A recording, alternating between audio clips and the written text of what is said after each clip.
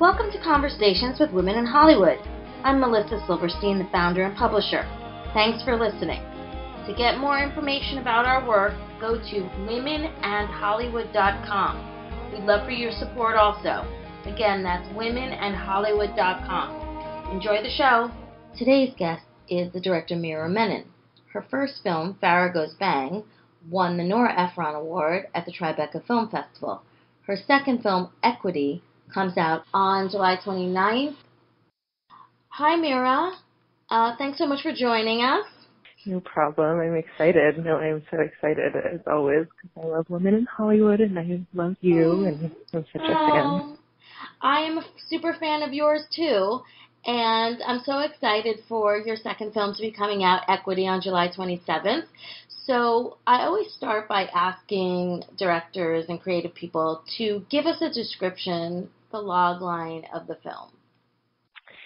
So Equity is about a senior managing director at a world-renowned investment bank that played by Anna Gunn, who is leading a high-profile and somewhat controversial IPO of a well-known tech company. And she's facing a couple of different obstacles. She's facing an ongoing investigation by a federal prosecutor played by Alicia Reiner. And she's also facing resistance and possible involvement from people, coworkers of hers within the bank that are trying to benefit from the IPO in a way that could damage her reputation. So she's basically navigating the cutthroat world of the financial industry and trying to be recognized for decades of hard work that she's hoping will pay off. So this is great. This is a Wall Street movie that focuses on women. There are so few of them, and I think that, I couldn't even sit through Wolf of Wall Street because it makes me insane. That whole world, and, this woman is really high profile in the business. It, of course, doesn't act like she's out of her mind and all those kinds of things that we see in those types of movies, kind of the Masters of the Universe type movies. So why do you think it's been so long for us to see a movie that reflects the women who are working on Wall Street? I think there are a couple of reasons, but I think the main reason is that there are so few women that have actually been able to rise to the top and kind of actually become, as you say, kind of masters of that domain, masters of that universe. It's definitely a world that is, inherently kind of self-selective and cutthroat because of how challenging it is to even kind of enter it and rise the ranks, let alone be a woman in a kind of environment that is historically and still largely male-dominated. And so because there are so few narratives of women actually succeeding and kind of thriving in that world, I think that it's that much more challenging to kind of locate where those stories are. But what the producers of this film did really, I think with great kind of intelligence is they cultivated not just investor base for the film, but a kind of real support base for the film of real women that have managed to succeed on Wall Street. And so we were able to kind of mine their stories and pick their brains and to try and really kind of get to the heart of the thing and try and get as kind of close to at least some semblance of reality as possible. And you've created a start for your audience already. I mean, there's so few of these stories that there's not even a good name for it. Like Masters of the Universe, they're not mistresses of the universe. They're, power women who are really trying to make it in this world that's not very welcoming to them. And I think that is something that's reflected in the film, which is kind of like how women have to act and be a certain way that is very different from the men in the film. And this is something that women at high levels of leadership in all of our industries have to deal with. I mean, look at what we see, how the world treats Hillary Clinton as a candidate. She has to do things really differently. And I think your movie really talks about kind of like the roles women have to play to be successful in our culture. Yeah, exactly. That's one of the kind of most the biggest theme that we were trying to hit on with the movie is what does ambition look like on a woman in this particular position of leadership and power, and how is that often kind of held against her? It's such a dirty word for women. Yeah, absolutely. And she wears it. And Anna, yeah, exactly. And I think Anna played that part so well because, to see the naked ambition, like, I am going to be successful, I am going to do this, I am competent. It's, we don't have so many models of that in film and entertainment in our culture. She reminds me a little of the Taraji P. Henson character, in Empire. I am competent. Totally. Absolutely. Yeah. And like being unapologetic about owning that kind of position and seat of power. That's something, absolutely we're trying to explore. And I do think Anna is kind of the perfect actress for that because she does have that really unique blend of strength and vulnerability and intelligence and just drive in just her screen presence. Totally. So this is your second film. Your first film was Farrah Goes Bang. It premiered at Tribeca. It was also at the Athena Film Festival. Tell us how you came to be a part of this movie. Of Equity. Basically, through the process of making Farrah Goes Bang, Laura Good and I, who made Farrah Goes Bang with me, had sought out the counsel and really mentorship of this producer in LA, Mark Stolaroff, who runs these classes called the No Budget Film School, where he really kind of counsels filmmakers through the making of micro-budget film, which Farrah Goes Bang very much was. And through my relationship with him, he ended up becoming a great friend and actually kind of really helped us throughout, like kind of all the way through the kind of premiere and festival life of that film. He coincidentally had been connected to a new Alicia Reiner, who is one of the producers and stars of Equity, and she reached out to him and asked for him to recommend female directors because she and Sarah, her producing partner, were explicitly looking for a female director to hire to be, helm this film. And I think that kind of speaks volumes that they were very determined for it to be a female director. And Mark basically put me up for it, and I met with them and really connected on the material, and kind of we all took it from there. That's fantastic. And so Farrah Goes Bang was a very small movie, micro budget, under $100,000. This was a step up for you into kind of another realm. And so talk a little bit about, this film premiered at Sundance and it was bought out of Sundance. So talk a little bit about the experience for you as a director having a success at Sundance and what that meant for your career.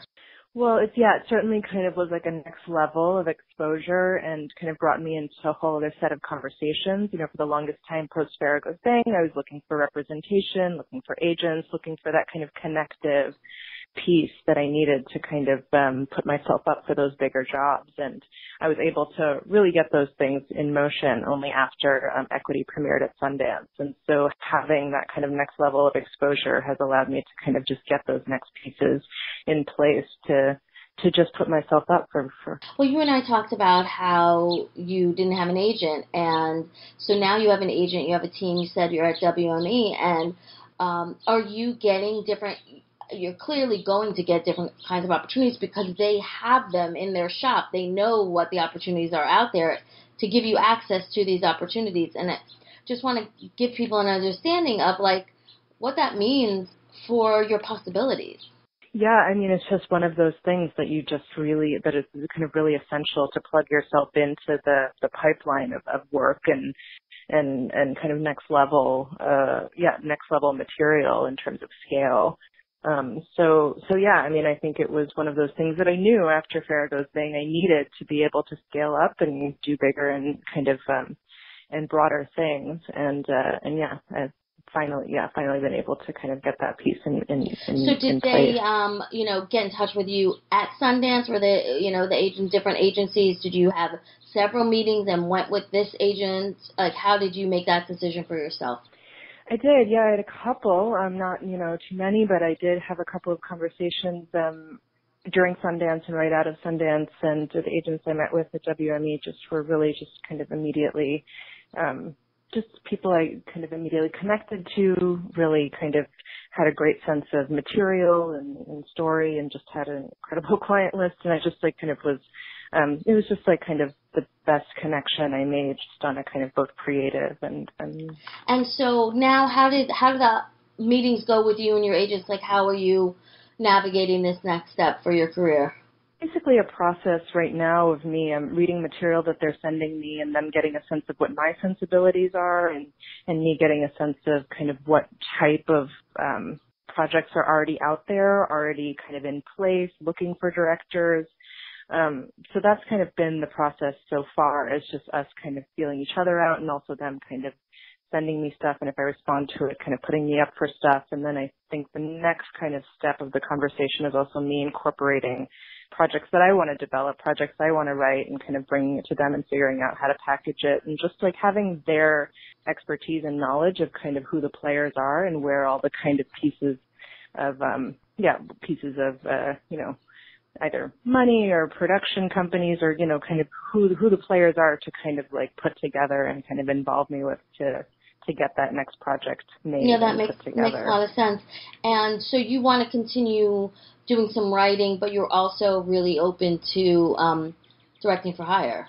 Yeah, both. I mean, Equity was a really wonderful experience for me for that alone, to just work with material that had already been strong, and it was already strong and already so well written. The screenwriter, Amy Fox, is an amazing playwright and screenwriter, and just had the material was so strong, and just to be able to kind of figure out how to elevate it just purely through the lens of directing was a really valuable experience, and one that I feel like I'd want to continue modeling future projects on. I noticed that the materials that are being sent out by the distributor, Sony Pictures Classics, really focuses on the fact that this is a woman-led story, producers, directors, and I kind of took a pause because not a lot of times people will play off on that. So talk a little bit about kind of how this rollout has happened in terms of, the distributor and kind of the reception that's happening now as you are getting ready to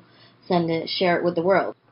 Well, Sony Pictures Classics, I mean, obviously they're like really like kind of just have a history of such kind of prestigious films and kind of have they're so filmmaker centric. They really kind of support directors and support director driven material, and I think they're really on the ball with the conversation that's happening now about female directors. They acquired they're distributing Maggie's Plan, they distribute The Meddler. Like, I think this year they're really on top of this conversation in a way that I really appreciate and I think is really smart. And I hope and I think our film is very much in that kind of conversation that they're having. So yeah, I think it's really great that they're kind of really leading the conversation with a conversation about women, and hoping, and I think will be the case, that the movie will attract men as well because of the, just the kind of genre that it sits in and the tone of. Well, I mean, one of the keys is for everyone to understand that if you have a film with a female protagonist, it can be a universal story just like a film with a male protagonist is. There's no reason why anybody should say it's a movie for women when it clearly is just a movie about women. Right. I mean, I think that was the kind of intention, ultimately, that the gender of the characters and the lead of the thing are kind of incidental to the story we're telling. But that being said, I do think it informs a lot of kind of the elements of, and definitely provokes a sense of conversation that we're already seeing happening in the Q&As we're doing and the screenings we've had, that people are responding to it. So the producers of the film are also two of the lead actresses of the film. So talk a little bit about kind of how you were able to direct the people who were your producers. Yeah, so Alicia Reiner and Sarah Megan Thomas, they were the producers of the film. They had developed the script with Amy Fox for months before I was even brought on board. So they had really authored these characters they ended up playing from the ground up, and I give them credit because they really did. Once we were on set and once we started rolling, they really did hand over the reins of it to me, and really kind of honored that relationship between director and actor. And yeah, I think that what was actually kind of more interesting was kind of continuing to talk to them about their characters and develop their characters with them through the edit, because they were producers in the film, they were in the editing room. And so to just be able to have that conversation in an ongoing way as actor, director, about where the character was going and how the edit ended up kind of reshaping some of the ideas we had on set was really interesting. I mean, it was definitely a unique set of circumstances, but I actually kind of found it to be kind of a really compelling exercise to just continue that dialogue. Well, I give him a lot of credit because a lot of people who are actresses say, I'm getting crap out there and there's not a lot they can do about it. And they actually did something about it and were, power to them. Yeah, I think actors should really kind of feel inspired by their story, but by the way they put this together, they really kind of created that opportunity for themselves to play different types of roles than the roles that they were necessarily getting. Absolutely. So you also are a participant in the Fox's Global Directors Initiative, which Women in Hollywood nominated you for. So talk a little bit about the experience in that, because I know that the business now is really kind of thinking about, how do we do interventions at all levels to bring in more diverse voices. So talk a little bit about that program. Yeah, I mean, that was like kind of a next level experience for me post Farrah Goes Bang that you guys were kind of so generous to put me up for at Women in Hollywood. And I was, it was just like kind of one of those things that initially, like, it just really was kind of opening, like literally opened a different door for me, having like a gate pass at Fox Studios on Pico Boulevard, like there and ready for me every day that I showed up for this 6-week session with 20 other female directors where we just basically interfaced and put our names in front of all kinds of executives and showrunners, either on the TV side or the feature side or the digital side. It was really about just kind of getting to know the landscape within Fox, and also just kind of put our names out there for anything that they have in development or any kind of shows they're looking for directors. And really the crux of the program was to really figure out how we as independent film directors could crack into episodic television directing, which I think is just one of those arenas that not only has like tremendous amounts of valuable work for directors, but also can keep directors working as they develop and figure out what their next feature is going to be. So yeah, it was a really, and beyond that, I mean, beyond just the exposure and the ability to kind of meet the different kind of tier and kind of set of people, it was a really kind of incredible community building program. Like these 20 directors I was in the program with continue to be support structures for one another. A group of them just came out to the screening I had of Equity at Los Angeles Film Festival, and we all went out to drinks afterwards and kind of shared experiences that we've had in the recent past since the Fox program, and we continue to kind of be, frankly, a sisterhood for one another as we kind of navigate how to continue just working as directors in this business. That's pretty impressive. Just building on that a little, because you wrote a piece for Women in Hollywood after about, the imposter syndrome and how you were kind of faking it for a while, I guess, or you didn't think you were worthy. And I hope that is no longer the case. Yeah, no, absolutely. It's that sense of these like kind of small gestures of inclusion or validation really do help you kind of feel like, give you the kind of fuel to keep going, because you can kind of really tap out, when you're just kind of running around trying to find the next job, trying to make the next film happen, do whatever you need to do to get kind of content generated. You can just kind of feel tapped out. And so these kind of like little measures of validation and inclusion can go a long way. Right. You and I talked before Sundance about kind of like, how do you take that Sundance experience and take it to the next level and, or utilize it in the best way. And, I remember a long time ago, Allison Anders said, make sure you have your next script there and ready to go, because this is your hottest moment. And you talked about, what was you weren't ready because you were finishing this film. So how did you parlay kind of like, what would you have done a little bit differently at Sundance, and what advice could you give other people, if they have a script or even if they don't, like kind of how to use it the best way?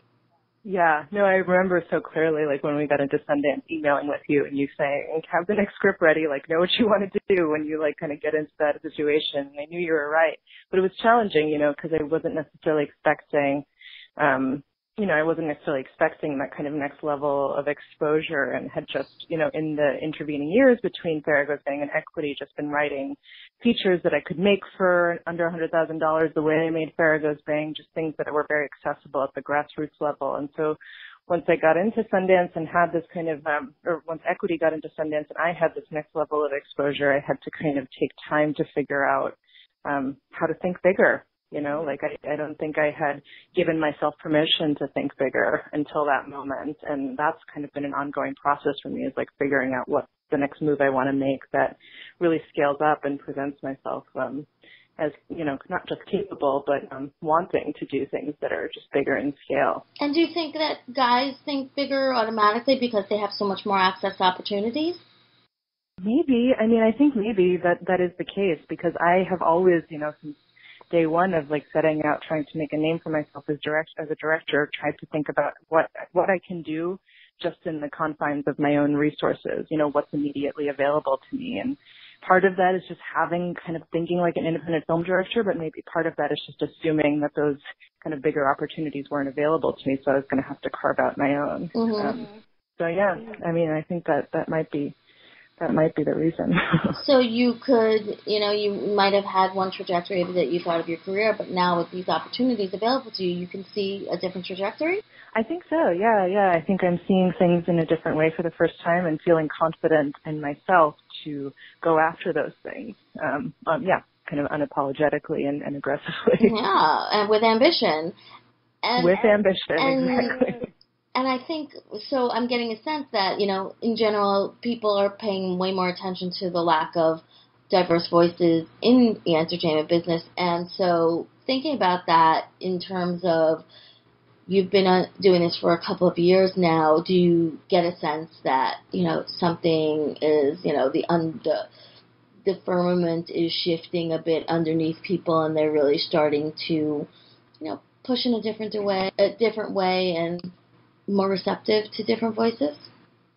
I think, and you would know this more than anyone, I think that there is more of a kind of conversation brewing, and I think people are more receptive to this idea of diversity and inclusion, but I do think it's still a challenge to figure out the economics of it. I was just talking to someone last night that, part of my problem has been that in those intervening years between Sarah Goes Bang and Equity, the scripts I was writing were featured entirely South Asian, largely Asian American casts. And what's kind of challenging for me was this material is kind of getting that stuff financed, because there isn't necessarily the star power I can pull in to make those things kind of comfortable for financiers. And that's this catch-22 of like, well, how do we kind of get Asian American actors to be bankable names, financeable names, without giving them opportunities to be in the kind of movies that are commercially successful. Right. And I think that's the biggest challenge, which is like understanding the potential impact of audiences that are non-white and really seeing that diversity can pay off, which we know it does. The statistics are really clear now. But yet still there's, 3% of roles in top grossing films, and this is roles, this is not even protagonists, are Asian. And so it's a huge challenge getting people over the hump of what does universal mean, and does it only need to mean white and male? Right. Yeah, exactly.